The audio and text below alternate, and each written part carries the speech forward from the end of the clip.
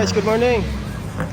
Meron na naman ditong gustong magpasikat road rage ng mga hari ng kalsada. Tingnan nyo guys yung dalawang jeep. Dahil sa agawan sa pasahero, nagkagit-gitan. Yung isa kasi pinilit pa kahit alanganin na. Ayan, naasar yung ginit-git niya. Binangga tuloy siya. Para matanggalan ng mga lisensya yan. Kawawa yung mga pasahero nito, madadamay. Dahil sa kawalan ng disiplina nitong dalawang to. Parang hindi public utility itong mga nila, dinadrive. Walang pakialam sa mga pasahero.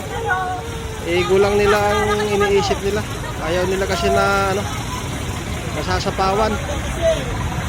Kailangan ito i-undergo ng neuro para malaman kung nasa tamang pag-iisip ko. Kasi pagka ganito ang driver, wala.